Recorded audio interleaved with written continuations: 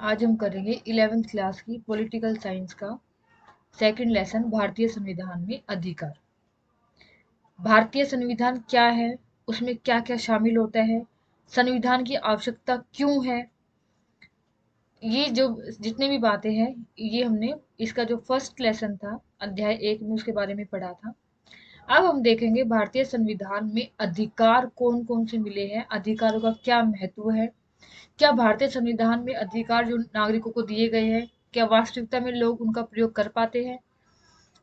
इसका मतलब क्या हुआ कि जो अधिकार भारतीय संविधान द्वारा नागरिकों को मिले हुए हैं, संविधान में तो लिखे तो हुए हैं लेकिन क्या व्यवहार में उनको अपनाया गया है। उनका जो ये संविधान जो हमारा संविधान है जिसमें ये लिखित प्रावधान है कि सभी नागरिकों को मौलिक अधिकार दिए जाएंगे, तो अधिकार लिखे तो गए हैं लेकिन वास्तविकता क्या है ये देखिए। इसमें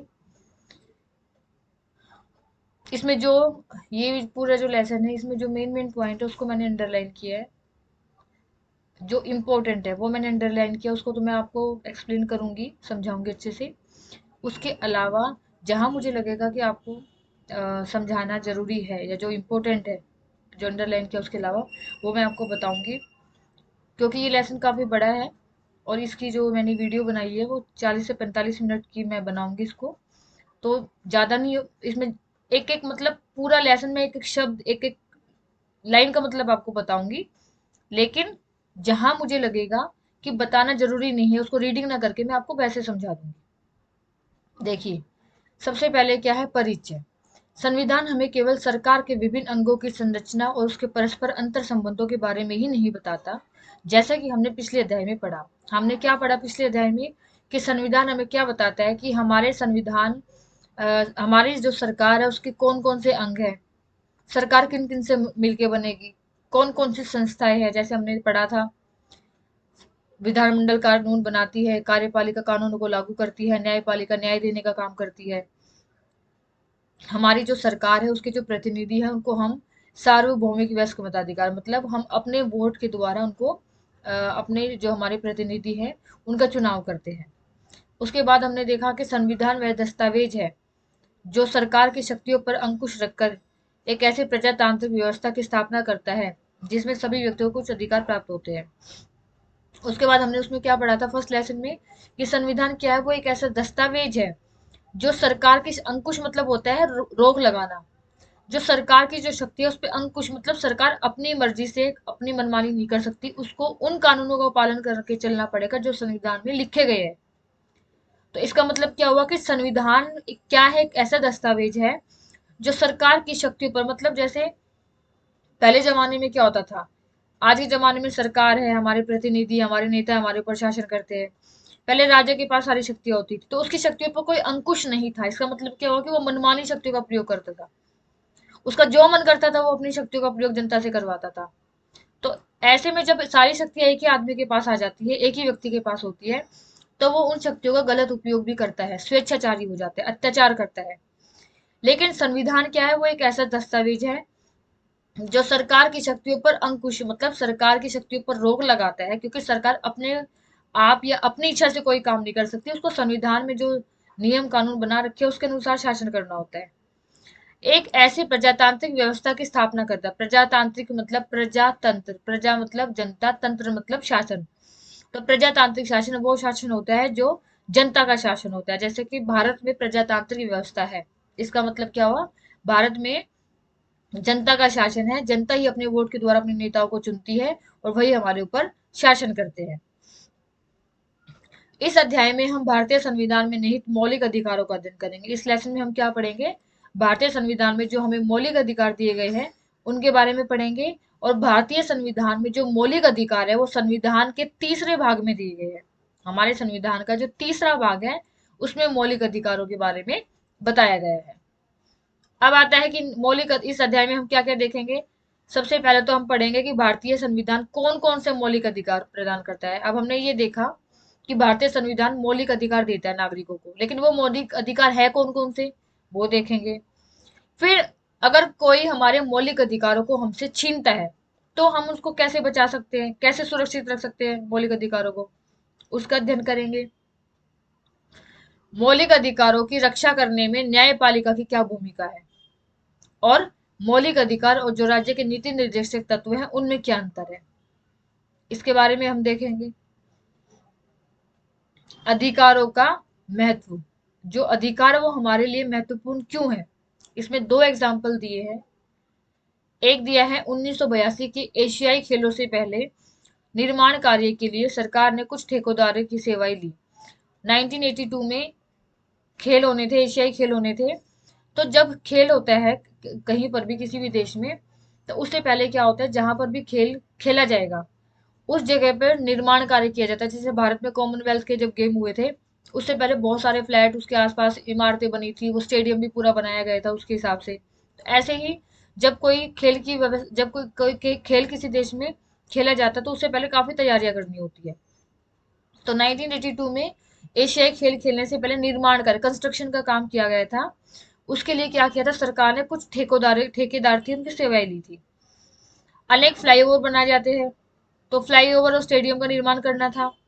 इसके लिए क्या किया, जो ठेकेदार, अब देखिए सरकार ने काम दिया ठेकेदार को निर्माण कार्य का। अब ठेकेदार खुद तो काम करेगा नहीं, वो काम करवाएगा, उसके ऊपर काम करवाने की जिम्मेदारी, लेकिन वो काम किससे करवाएगा, गरीब मिस्त्री वगैरह मजदूरों से। अब फ्लाई ओवर है, स्टेडियम है, उसको बनाने के लिए किस किस की आवश्यकता पड़ेगी, सबसे पहले तो मजदूरों की आवश्यकता पड़ेगी। फिर उसमें बिजली का, वैसा काम करने के लिए मिस्त्री की आवश्यकता भी होगी, मजदूरों की आवश्यकता भी होगी, और भी बहुत सारे लेबर क्लास की आवश्यकता होगी। लेकिन हुआ क्या, मजदूरों के कामकाज की दयनीय दशा में काम लिया गया। मजदूरों की कामकाज की दयनीय दशा में उन्हें सरकार द्वारा निर्धारित न्यूनतम मजदूरी से भी कम मजदूरी दी गई। सरकार की जो मजदूरी होती है, न्यूनतम मजदूरी की, 8 घंटे मजदूर काम करेगा तो उसको कम से कम इतनी मजदूरी मिलनी ही मिलनी होगी। वो मजदूरी भी उन मजदूरों को नहीं दी गई। फिर क्या हुआ, जो समाज वैज्ञानिक थे उनकी एक टीम ने, जो समाज वैज्ञानिक थे, जो साइंटिस्ट थे, जो समाज वैज्ञानिक थे, समाज के बारे में, जो ये जिनका काम क्या होता है कि समाज में किसी के साथ कोई गलत काम ना हो, कोई किसी को दबाए ना। जब उनको इस बात का पता चला तो उसकी जो टीम थी समाज वैज्ञानिकों की, उन्होंने क्या किया, जो सर्वोच्च न्यायालय है, सर्वोच्च न्यायालय हमारे देश का सबसे बड़ा न्यायालय होता है, उसमें एक याचिका दायर की, मतलब उनकी तरफ से केस दायर किया। उन्होंने दलील दी कि तय की गई न्यूनतम मजदूरी से कम मजदूरी देना बेगार या बंधुआ मजदूरी जैसा है और नागरिकों को प्राप्त शोषण के विरुद्ध मौलिक अधिकारों का उल्लंघन है।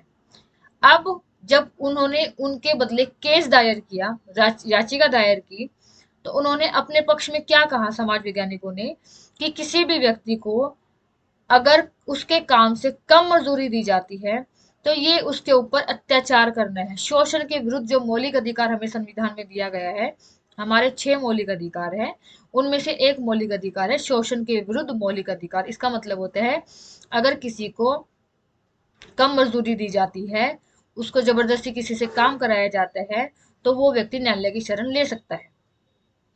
तो ये दलील दी गई, और न्यायालय ने फिर क्या किया, कोर्ट ने क्या फैसला दिया कि ये जितने भी हजारों मजदूर थे, उनको जितना उनका वेतन होना चाहिए काम करने का, उनको उतना दिया जाए।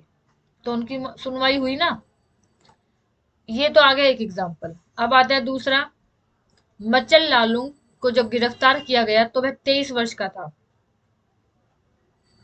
लालूंग असम के मड़ीगांव जिले के चुबुरी गांव का रहने वाला था। उस पर आरोप था कि उसने किसी को गंभीर चोट पहुंचाई। देखिए, एक मचल लालूंग नाम का व्यक्ति था,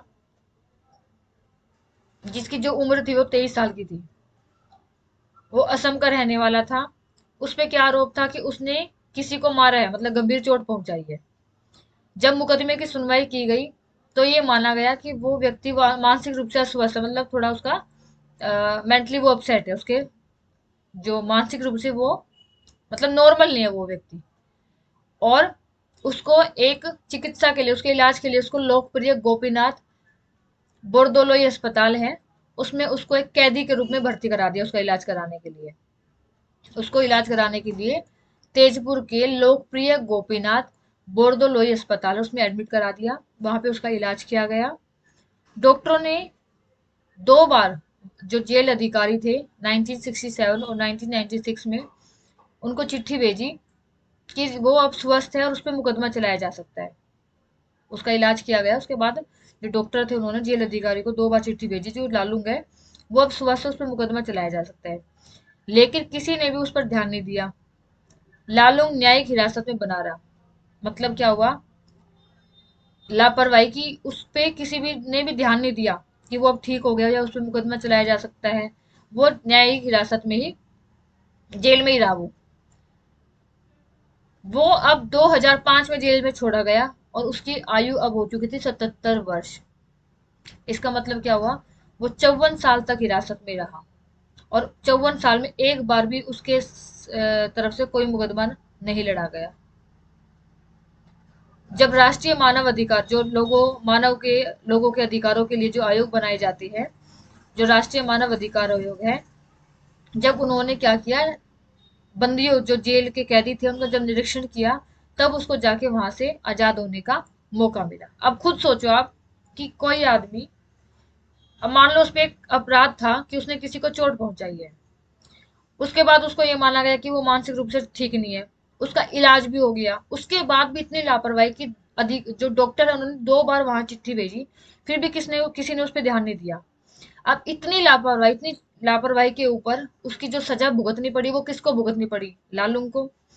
23 साल का था जब उसका वो जेल में था, तो उसकी जिंदगी की लगा लो शुरुआत थी, यंग था वो काफी, 23 साल का था। लेकिन उसको बिना ये देखे कि अगर मान लो उस पर मुकदमा चलाया जाता तो क्या पता वो 10 साल में, 7 साल में, 2 साल में छूट जाता, लेकिन इतनी लंबी सजा तो नहीं मिलती ना। लेकिन वो 54 साल तक जेल में रहा।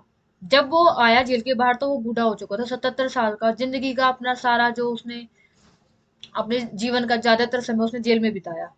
और जो मानव अधिकार आयोग है उसकी अगर उस पर नजर ना भी पड़ती वहां, अगर वो निरीक्षण ना करते तो वो शायद वहीं जेल में ही मर भी जाता। तो ये क्या है, कहने के लिए तो ये है कि न्यायालय है, संविधान में न्यायालय न्याय का काम करता है, किसी के मौलिक अधिकारों का हनन नहीं होता, लेकिन असलियत क्या है, वास्तविकता क्या है कि लिखी हुई चीजें हैं लेकिन उनको व्यवहारिक रूप अभी नहीं दिया गया। मतलब कहने के लिए तो बहुत अच्छी अच्छी बातें हमारे संविधान में कही गई है, लेकिन उसको व्यवहार में नहीं अपनाया गया। ये एग्जाम्पल, ये इस चीज का सबूत है। उसका पूरा जीवन खराब हो गया क्योंकि उसके मुकदमे की सुनवाई ही नहीं हुई। जबकि संविधान हमें ये बोलते हैं कि व्यक्ति को जीवन का अधिकार है, स्वतंत्रता का अधिकार है। और जीवन और स्वतंत्रता का अधिकार का मतलब क्या है कि हर व्यक्ति के मुकदमे की निष्पक्ष, बिना भेदभाव के और जल्दी सुनवाई होने का अधिकार है। लेकिन असलियत क्या है, क्या ऐसा हुआ? नहीं हुआ।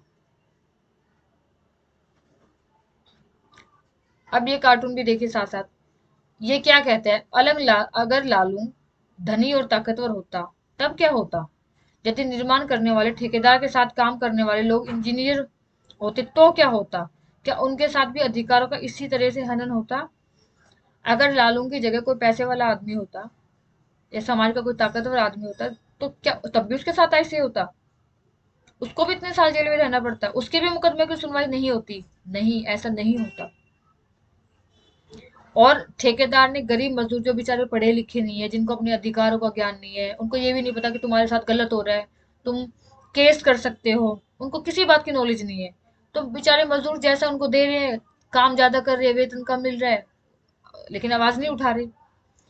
तो ये कार्टून क्या कह रहा है कि अगर ठेकेदार के साथ काम करने वाले मजदूर ना होकर सोचो इंजीनियर होते तो क्या ऐसा होता? नहीं होता, क्योंकि पढ़े लिखे लोग, इंजीनियर जो है वो पढ़े लिखे होते और वो उनको पता है कि उनको क्या अधिकार दिया गया है, उनके साथ गलत हो रहा है, वो इसके खिलाफ आवाज उठाते।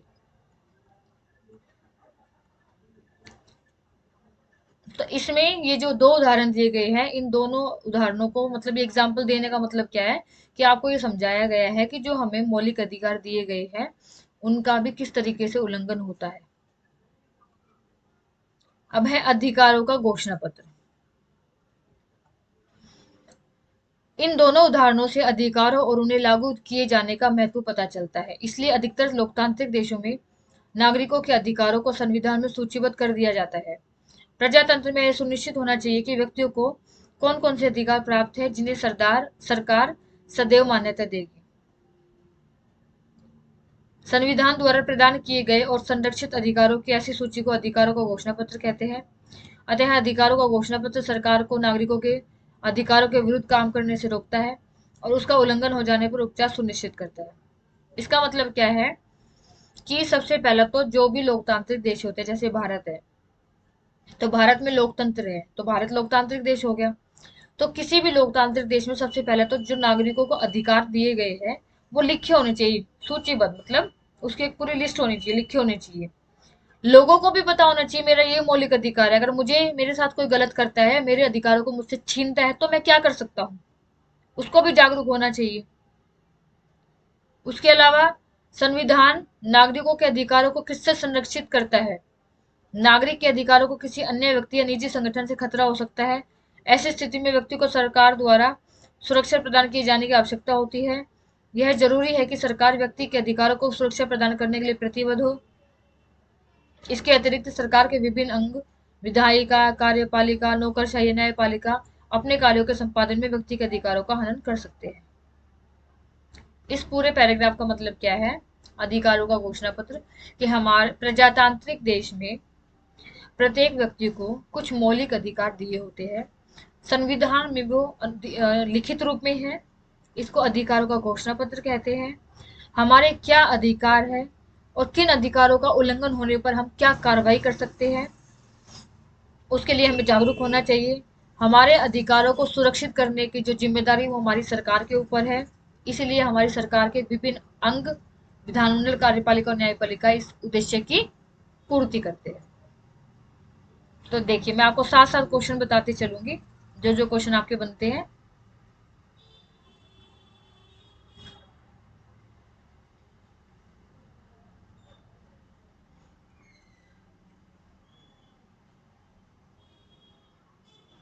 इसमें अगर आपसे अगर इस तरीके से कई बार क्वेश्चन आता है कि मान लो 1982 के एशियाई खेलों में मजदूरों के साथ जो बर्ताव किया गया, उससे शोषण के विरुद्ध अधिकार, जो मौलिक अधिकार है, उसका उल्लंघन कैसे हुआ? या फिर मचल लालूम के बारे में कुछ भी पूछा जा सकता है आपको, तो आपको पूरी अगर स्टोरी की तरह बिल्कुल इसको इंटरेस्ट लेके आप सुनोगे, समझोगे, तो आपको कैसे भी क्वेश्चन इसका पूछे आप आंसर कर दोगे। अगर मचल लालूम के बारे में आता है तो आपको ये पूरा लिखना पड़ेगा। 23 साल का था जब ये सारा कुछ। और जो ऊपर है एशियाई खेलों में, उसमें इस एशियाई जो खेल हुए थे उसमें मजदूरों के साथ किस तरीके का गलत बर्ताव किया गया था, और उनके हित में किन लोगों ने न्यायालय में याचिका दायर की, और न्यायालय का क्या फैसला आया। एक तरीके से अगर आप देखो तो न्यायालय का फैसला आया था कि इनको जो मजदूरी इनको मिलनी चाहिए वो दी जाए। इसका मतलब क्या हुआ कि समाज में न्याय है, लेकिन उसके लिए व्यक्ति को आवाज उठानी पड़ती है। और बेचारे मजदूर थे, पढ़े लिखे नहीं, तो उनको नहीं पता था उनका क्या अधिकार है। उनके साथ गलत बर्ताव हो रहा था, वो बर्दाश्त कर रहे थे। लेकिन जिन लोगों ने उनकी तरफ से याचिका दिलाई, इसका उन्होंने क्या किया, उन्होंने मजदूरों की तरफ से याचिका दिलाई, लेकिन जो न्यायालय था उन्होंने क्या हुआ, न्याय का काम भी किया, मजदूरों के हित में फैसला दिया। इसका मतलब एक कहावत है ना कि देर है अंधेर नहीं, वो चीज इसमें सिद्ध होती है। फिर आता है अधिकारों का घोषणा पत्र क्या है, एक पूरा पैराग्राफ आपको उसमें करना है।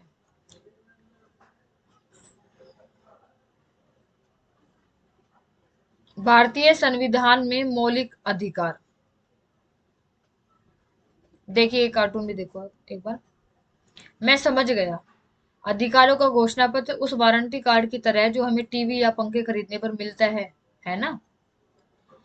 जब हम कुछ खरीदते हैं कोई भी सामान, तो हमें वारंटी कार्ड मिलता है, 1 साल की वारंटी है या 2 साल की वारंटी है। तो उसी तरह ये जो अधिकारों का घोषणा पत्र भी, ये भी हमें संविधान इसकी वारंटी देता है।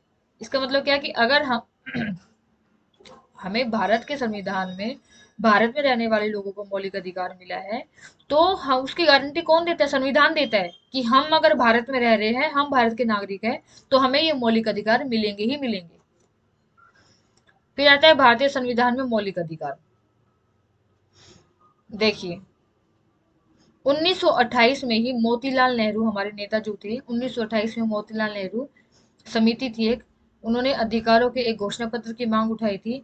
अतः यह स्वाभाविक था कि स्वतंत्रता के बाद संविधान निर्माण के दौरान संविधान में अधिकारों का समावेश करने व उन्हें सुरक्षित करने पर सभी की राय एक थी। संविधान में उन अधिकारों को सूचीबद्ध किया गया जिन्हें सुरक्षा देनी थी और वह मौलिक अधिकारों की संज्ञा दी गई। देखिए, हमें आजादी मिली 15 अगस्त 1947 में। हमारा संविधान लागू हुआ 26 जनवरी 1950 को। लेकिन 1928 में, देखो कितने साल पहले, 1928 में जब मोतीलाल नेहरू थे, उनकी जो समिति थी मोतीलाल नेहरू समिति, 1928 में उन्होंने एक मांग उठाई थी, किसकी? अधिकारों के घोषणा पत्र की। इसका मतलब क्या हुआ? 1928 में ही अधिकारों का जिक्र हो चुका था। तो ये क्या था? स्वाभाविक ही था कि जब संविधान बनेगा, संविधान में, क्योंकि संविधान कौन बनाएगा? हमारे उस समय के जो नेता थे उन्होंने बनाया था। तो ये तो था कि वो जब संविधान बनाएंगे तो इसमें अधिकार को तो शामिल किया ही किया जाएगा। मौलिक अधिकार अत्यंत महत्वपूर्ण है और इसलिए उन्हें संविधान में सूचीबद्ध किया गया है और उनकी सुरक्षा के लिए भी प्रावधान बनाए गए हैं। ये इतने महत्वपूर्ण है कि संविधान स्वयं यह सुनिश्चित करता है कि सरकार भी उल्लंघन न कर सके। देखिए, हमारे संविधान में जो मौलिक अधिकार नागरिकों को मिले हुए हैं वो बहुत महत्वपूर्ण है। और इसका हमें किस चीज से पता चलता है कि संविधान खुद यह सुनिश्चित करता है, सरकार भी उनको, हमें मौलिक अधिकारों का प्रयोग करने से नहीं रोक सकती। सरकार के पास भी इतनी पावर नहीं है कि वो हमें हमारे मौलिक अधिकारों का प्रयोग करने से रोके। सामान्य अधिकारों को संसद कानून बनाकर परिवर्तित कर सकती है, लेकिन मौलिक अधिकारों में परिवर्तन के लिए संविधान में संशोधन करना पड़ता है। जो नॉर्मल वैसे सामान्य अधिकार होते हैं उनको तो, उनमें चेंज हो सकता है, लेकिन मौलिक अधिकार में अगर कोई परिवर्तन करना पड़ा तो बहुत कठिन प्रक्रिया है, संविधान में इसके लिए संशोधन करना पड़ता है। तो मौलिक अधिकारों में परिवर्तन करना बहुत कठिन कार्य है, मतलब। तो इसी से अंदाजा लगा लो कि मौलिक अधिकार हमारे हमारे लिए कितने महत्वपूर्ण है।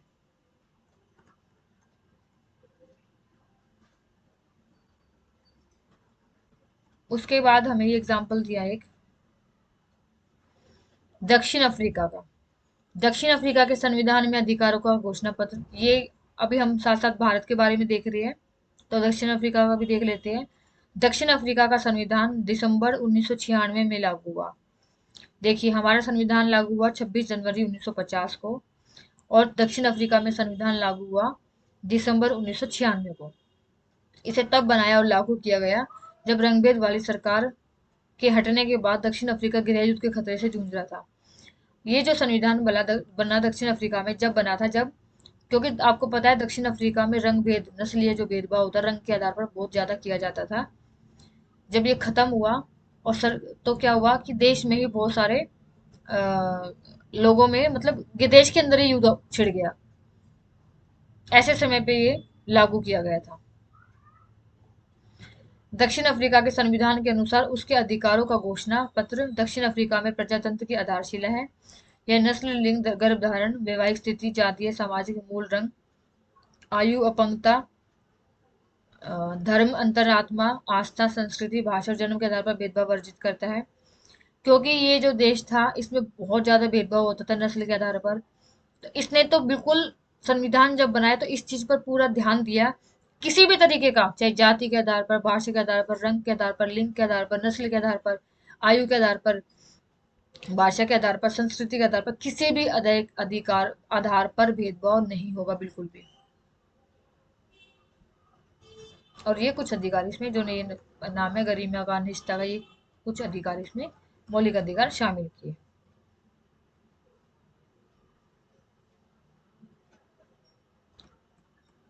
अब आते हैं हमारे मौलिक अधिकार। हमारा जो मौलिक अधिकार है, देखिए वो मैंने आपको फर्स्ट लेसन में भी बताया था। हमारे संविधान में भारत में रहने वाले नागरिकों को 6 मौलिक अधिकार मिले हैं।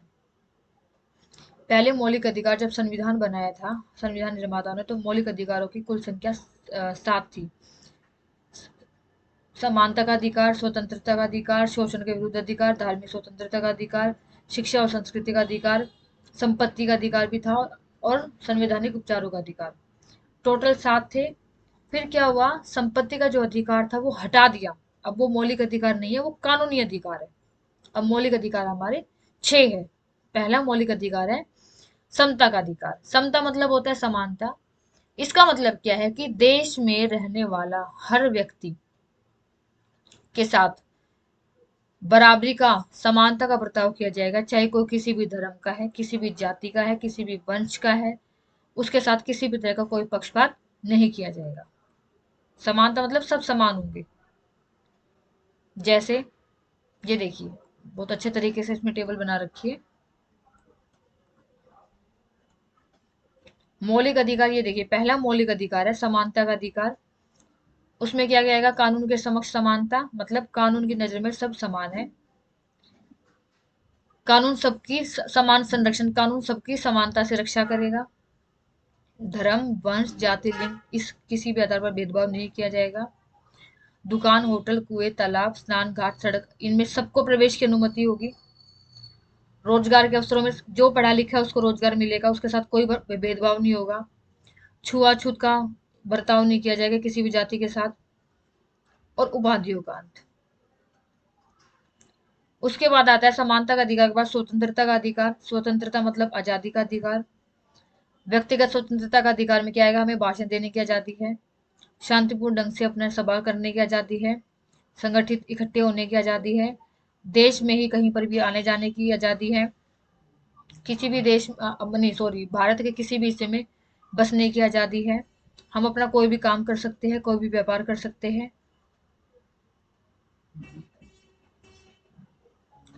अपराधों के लिए दोष सिद्धि के संबंध में संरक्षण।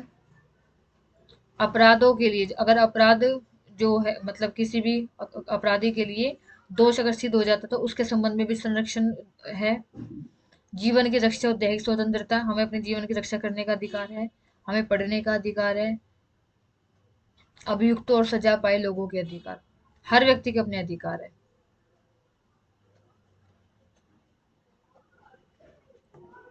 अपराधों के लिए दोष सिद्धि के संबंध में अगर किसी का अपराध सिद्ध भी हो जाता है तो भी वो न्यायालय की शरण लेता है, अपनी अपने लिए अपना वकील कर सकता है, अपने लिए अपनी अपनी सुरक्षा के लिए, मतलब अपने आप को बचाने की वो भी कोशिश कर सकता है। फिर आ जाएगा शोषण के विरुद्ध अधिकार। मानव के दुर्व्यापार मतलब मनुष्य को खरीदना, बेचना, बंधुआ मजदूरी, जबरदस्ती काम करवाना, जोखिम वाले 14 साल तक के जो बच्चे उनसे जबरदस्ती काम कराना, ये इसके विरुद्ध हमें अधिकार है। धार्मिक स्वतंत्रता का मतलब हमें जिस धर्म को हम मानना चाहते हैं उस धर्म को मान सकते हैं, प्रार्थना कर सकते हैं। धार्मिक मामलों का प्रबंध करने की हमें आजादी है। किसी विशिष्ट धर्म की अभिवृद्धि के लिए कर अदायगी की स्वतंत्रता है। इसका मतलब क्या है कि किसी विशेष धर्म के, जैसे मान लो ईसाई अपना कोई स्कूल खोला ईसाइयों ने अपना, तो उसके लिए सरकार उनको कुछ किसी विशिष्ट धर्म की अभिवृद्धि के लिए कर अदायगी की स्वतंत्रता है, कि किसी विशेष धर्म को बढ़ाने के लिए जो टैक्स है, कर अदायगी है, उसकी आजाद उसके लिए स्वतंत्रता है। और कुछ शिक्षण संस्थाओं में धार्मिक शिक्षा या उपासना में उपस्थित होने की स्वतंत्रता है। ये इसका मतलब क्या है? अगर मान लो कोई ईसाइयों ने अपना क्रिश्चियंस ने अपना स्कूल खोला है तो उसको क्रिश्चियन स्कूल खोलने की आजादी है, मतलब अपने उसको कोई रोक नहीं सकता। और उसमें जरूरी नहीं है क्रिश्चियन स्कूल में क्रिश्चियंस को ही एडमिशन होगा, कोई भी उसमें अपना प्रवेश ले सकता है। सांस्कृतिक और शैक्षिक अधिकार है। जिनकी संख्या हमारे समाज में कम है उनको अपनी भाषा और संस्कृति के बचाने का अधिकार है, संरक्षण का अधिकार है। अल्पसंख्यकों को, जिनकी संख्या समाज में कम है, उनको अपनी शैक्षिक संस्थाएं खोलने का अधिकार है, स्थापित करने का अधिकार है। संवैधानिक उपचारों का अधिकार का मतलब है अगर इन पांचों जो अभी मैंने मौलिक अधिकार बताए, समानता का, स्वतंत्रता का, शोषण के विरुद्ध, धार्मिक स्वतंत्रता का, संस्कृति और शिक्षा का, अगर कोई भी हमें इन पांचों मौलिक अधिकारों का प्रयोग करने से रोकता है, हमें मना करता है, तो हम न्यायालय के पास जा सकते हैं, उस पर केस दायर कर सकते हैं और न्यायालय फिर हमारे रक्षा करता है। तो ये हमारे 6 मौलिक अधिकार हैं।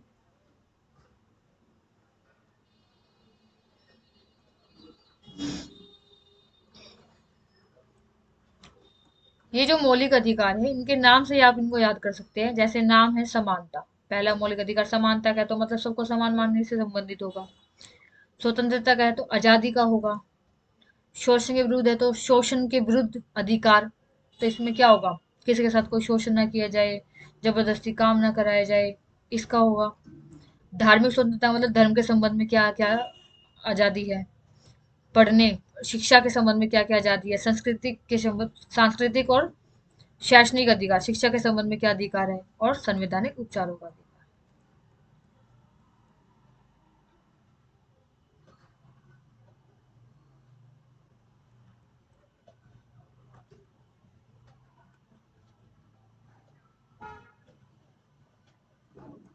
उसके बाद आता है हमारा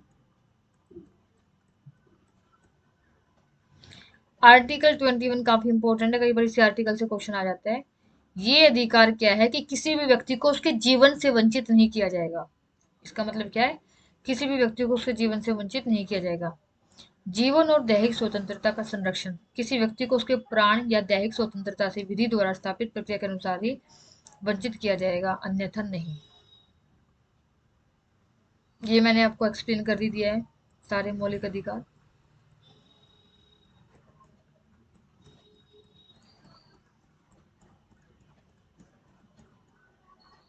शोषण के विरुद्ध अधिकार, संविधान ने क्या कहा है कि 14 साल से कम आयु के बच्चे को किसी भी कारखाने, फैक्ट्री या किसी अन्य खतरनाक काम में नियोजित नहीं किया जाएगा। इस प्रकार बाल श्रम को अवैध बनाकर और शिक्षा को बच्चों का मौलिक अधिकार बनाकर शोषण के विरुद्ध संवैधानिक अधिकार को अर्थपूर्ण बना दिया। इसका मतलब क्या है, 14 साल से कम आयु का बच्चा अगर कहीं काम करता मिला, किसी फैक्ट्री में या किसी कारखाने में, कहीं पर भी, तो उसके खिलाफ कार्रवाई की जाएगी, क्योंकि 14 साल से कम उम्र तक के बच्चों से काम कराना बहुत बड़ा कानूनी अपराध है।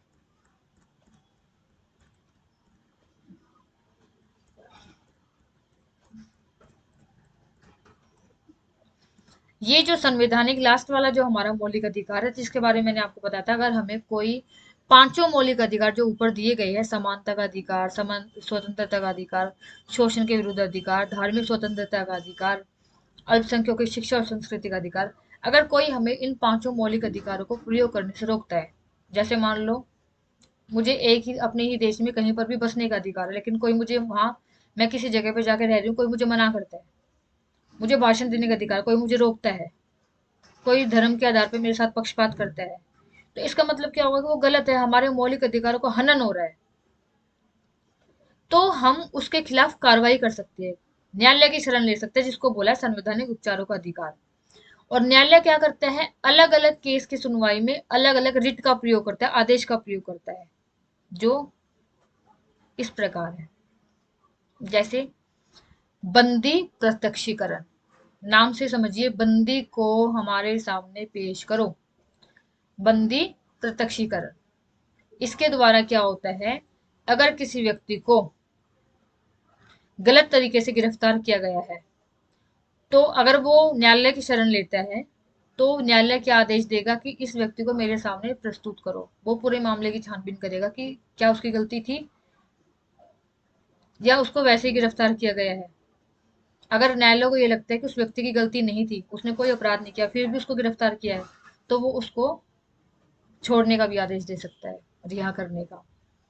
परमादेश, यह आदेश कब जारी किया जाता है, जब कोई सार्वजनिक पदाधिकारी, जब कोई अधिकारी उसका जो काम है वो उस काम को नहीं कर रहा, जब न्यायालय को ये लगता है कि कोई सार्वजनिक पदाधिकारी अपने कानूनी और संवैधानिक दायित्वों का पालन नहीं कर रहा, जो उसका काम है वो उस काम को नहीं कर रहा, तो इससे किसी व्यक्ति का मौलिक अधिकार प्रभावित हो रहा है, तो न्यायालय ये आदेश देता है, परमादेश। निषेध होता है रोकना किसी को, जब कोई जब कोई निचली अदालत अपने अधिकार क्षेत्र का अतिक्रमण करके किसी मुकदमे की सुनवाई करती है, अगर कोई छोटी अदालत ऐसे मुकदमे की सुनवाई करती है जो उसके हाथ में है ही नहीं, मतलब जो उसके कार्य क्षेत्र में, उसके दायरे में नहीं आता, तो उच्च न्यायालय और उच्चतम न्यायालय उसको ऐसा करने से रोक सकते हैं। तो बंदी प्रत्यक्षीकरण, जब किसी को गलत ढंग से बंदी बनाया जाएगा तब। परमादेश, जब कोई अधिकारी अपने, उसका जो काम है, जो संविधान में उसको काम दे रखा है, जो कानूनी तरीके से उसको काम करना है, वो उस काम को नहीं कर रहा, तब ये आदेश दिया जाता है। निषेध, जब कोई छोटा न्यायालय ऐसे मुकदमे की सुनवाई करता है जो उसके दायरे में नहीं आता, तब दिया जाता है निषेध आदेश। अधिकार परीक्षा, जब कोई व्यक्ति ऐसे पद पर नियुक्त हो जाता है जिस पर उसका कोई कानूनी हक नहीं है, गलत तरीके से जॉब लग गई, गलत तरीके से वो उसको उसको पद मिल गया, जबकि कानूनी रूप से उसका उस पर हक नहीं है, तब अधिकार परीक्षा का रिट लागू होता है। रिट मतलब आदेश। उत्प्रेक्षण लेख, जब कोई निचली अदालत या सरकारी अधिकारी बिना अधिकार के कोई कार्य करता है तो न्यायालय उसे समक्ष विचाराधीन मामले को उसे लेकर उत्प्रेक्षण द्वारा उसे ऊपर की अदालत या अधिकारी को हस्तांतरित कर देती है। जब कोई छोटी अदालत या कोई अधिकारी कोई ऐसा काम करता है जो उसके अधिकार में नहीं आता, लेकिन फिर भी वो उसको कर रहा है, तो जो बड़ा न्यायालय है, जो उच्च या उच्चतम न्यायालय है, वो उस मामले को अपने पास मंगवा लेता है और खुद सुनवाई करता है। तो ये जो 5 आदेश है, इसको रिट भी कहा जाता है। ये हमारे मौलिक अधिकारों की दृष्टि से बहुत महत्वपूर्ण है। जब सर्वोच्च न्यायालय को ये लगता है कि लोगों के मौलिक अधिकारों का हनन हो रहा है, तब इन रिटों का जो जैसा केस होता है उसके अनुसार इनका प्रयोग किया जाता है। अब आता है राष्ट्रीय मानवाधिकार आयोग। इसकी स्थापना कब हुई थी? राष्ट्रीय मानवाधिकार की स्थापना हुई थी 1993 में। राष्ट्रीय मानवाधिकार 1993 में इसकी स्थापना हुई थी। राष्ट्रीय मानवाधिकार आयोग में सर्वोच्च न्यायालय का एक पूर्व मुख्य न्यायाधीश, किसी उच्च न्यायालय का एक पूर्व मुख्य न्यायाधीश तथा मानव अधिकारों के संबंध में ज्ञान या व्यावहारिक अनुभव रखने वाले 2 और सदस्य होते हैं। देखिए, राष्ट्रीय जो मानव अधिकार आयोग है उसकी स्थापना 1993 में हुई थी। इसमें 3 मेंबर होते हैं। एक तो होगा उच्चतम न्यायालय का मुख्य न्यायाधीश, एक होगा उच्च न्यायालय का मुख्य न्यायाधीश, सॉरी 4 होते हैं। एक सर्वोच्च न्यायालय का मुख्य न्यायाधीश, एक उच्च न्यायालय का मुख्य न्यायाधीश और 2 जिसको बहुत ज्यादा एक्सपीरियंस होता है, व्यवहारिक अनुभव रखने वाले 2 सदस्य होते हैं। इसका काम क्या होता है? ये जो किसी पीड़ित व्यक्ति की याचिका पर, जिस व्यक्ति के साथ कुछ गलत हुआ है, उसके साथ अन्याय हुआ है या अत्याचार किया गया है, तो ये आयोग उसके बारे में जांच कर सकता है। जैसे अभी आपने देखा लेसन के स्टार्टिंग में, जब वो लालुंग जो था, जो 23 साल का जेल में जिसको कैद किया था, जब इनको पता चला, वहां जाकर इन्होंने देखा कि ये व्यक्ति इतने साल से जेल में है, इसके मुकदमे की आज तक सुनवाई नहीं हुई, तो इसको रिहा किया गया था। ये काम किसने किया था? ये मानव अधिकार आयोग ने तो किया था। अब आता है हमारा राज्य के नीति निर्देशक सिद्धांत। अब तक हमने मौलिक अधिकारों के बारे में पढ़ा, जो संख्या में 6 है, संविधान में लिखे गए हैं, हमारे संविधान के भाग 3 में है। जो नीति निर्देशक सिद्धांत है वो हमारे संविधान के भाग 4 में है। ये संविधान में लिखे तो गए हैं, लेकिन इनके पीछे कानूनी शक्ति नहीं है। जैसे मौलिक अधिकारों का प्रयोग करने से अगर हमें कोई रोकता है तो हम कानूनी कार्रवाई कर सकते हैं। नीति निर्देशक सिद्धांतों के संबंध में ऐसा नहीं होता। ये लोगों की भलाई से संबंधित होते हैं, लोगों के कल्याण से संबंधित होते हैं।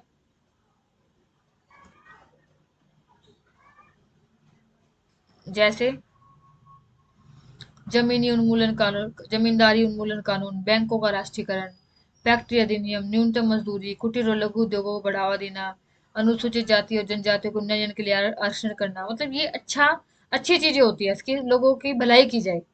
लेकिन अगर नहीं हो रहा ये काम, तो उसके खिलाफ कोई कार्रवाई नहीं की जाती। फिर आता है मौलिक कर्तव्य भी है। अब हमने अधिकारों के बारे में देखा, राज्य के नीति निर्देशक सिद्धांतों के बारे में देखा, हमने अब तक अधिकार की बात की, हमारा ये अधिकार है, हमारा वो अधिकार है, लेकिन अधिकार के साथ कर्तव्य भी जुड़ता है, हमारी कोई जिम्मेदारी भी बनती है देश के लिए। तो हमारे संविधान में मौलिक कर्तव्य भी दे रखे हैं। वर्ष 1976 में संविधान का 42वां संशोधन किया गया। सन 1976 में संविधान का 42वां संशोधन किया गया। अन्य प्रावधानों के अलावा इस संशोधन में संविधान में नागरिकों के मौलिक कर्तव्यों की एक सूची का समावेश किया गया, जिसमें कुछ 10 कर्तव्यों का उल्लेख किया गया, लेकिन इसे लागू करने के संविधान मौन है। देखिए, संविधान में मौलिक जो कर्तव्य है, सबसे पहले तो आपको ये याद रखना है, मौलिक कर्तव्य 1976 में संविधान का 42वें संशोधन के अंतर्गत इनको शामिल किया गया। इनकी संख्या 10 है, अब शायद 11 है, पहले 10 थी, अब 11 है। और मौलिक कर्तव्य मतलब हमें क्या करना चाहिए? देश की जैसे रक्षा करनी चाहिए, देश में आपसी मेल मिलाप से रहना चाहिए। तो हमारे जो कर्तव्य है वो 42वें संशोधन के बाद संविधान में शामिल किए गए। ये देखिए, नीति निर्देशक सिद्धांत है क्या? लोगों का कल्याण, सामाजिक आर्थिक न्याय, जीवन स्तर को ऊंचा उठाना, संसाधनों का समान वितरण, अंतरराष्ट्रीय शांति को बढ़ावा देना, समान नागरिक संहिता, मद्यपान निषेध, घरेलू उद्योगों को बढ़ावा, उपयोगी पशुओं को मारने पर रोक, ग्राम पंचायतों का प्रोत्साहन और पर्याप्त जीवन यापन, महिला और पुरुषों को समान कार्य के लिए समान मजदूरी, आर्थिक शोषण के विरुद्ध अधिकार, काम का अधिकार। ये सारी चीजें क्या है, ये संविधान में लिखी गई है नीति निर्देशक सिद्धांतों के रूप में। लेकिन अगर इनके खिलाफ कोई कानूनी कार्रवाई नहीं हो सकती। नीतिक मौलिक अधिकार सरकार पर रोक लगाते हैं, कई चीजों में प्रतिबंध लगाते हैं, लेकिन जो नीति निर्देशित सिद्धांत है वो सरकार को और ज्यादा कल्याणकारी कार्य करने के लिए प्रोत्साहित करती है, ना कि उस पर रोक लगाती है। ये मैंने आपको बता ही दिया था। जो संपत्ति का अधिकार है, पहले ये मौलिक अधिकार था, अब ये मौलिक अधिकार नहीं है, इसको मौलिक अधिकारों से हटा दिया है। और कौन से संशोधन के द्वारा हटाया इसको? संविधान में संशोधन हुआ था, 44वां संशोधन। इस उसके बाद से इसको, ये देखिए, संविधान में जब 44वां संशोधन हुआ है उसके बाद इसको मौलिक अधिकारों से हटा दिया और हमारे संविधान के अनुच्छेद 300 क के अंतर्गत इसको एक सामान्य कानूनी अधिकार बना दिया। इंपॉर्टेंट है। मौलिक अधिकार, संपत्ति का जो अधिकार था वो मौलिक अधिकारों से 44वें संशोधन के द्वारा हटा दिया। अब ये कानूनी अधिकार है और इसको कौन से अनुच्छेद में शामिल किया गया? 300 क।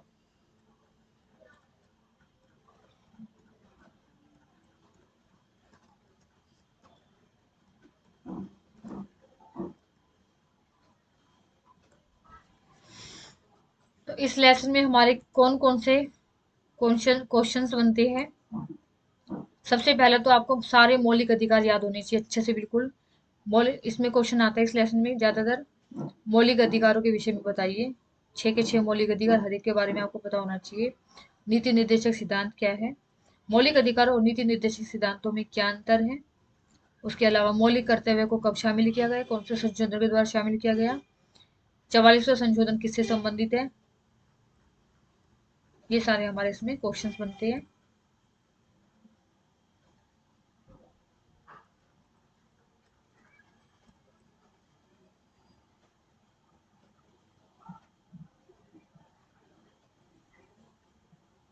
अगर आप इस लेसन को पूरा अच्छे से इसकी वीडियो देखेंगे तो आपको हर क्वेश्चन का आंसर अपने आप मिल जाएगा। इस लेसन में इंपॉर्टेंट ये है, मौलिक अधिकार, नीति निर्देशक सिद्धांत, मौलिक कर्तव्य। तो ये लेसन हमारा खत्म होता है। इसकी पीडीएफ आपको डिस्क्रिप्शन बॉक्स में मिल जाएगी, वहां से आप इसको डाउनलोड कर सकते हैं। चैनल को सब्सक्राइब कीजिए जिससे आगे जो भी मैं वीडियो अपलोड करूँ उसका नोटिफिकेशन आप तक आ जाए।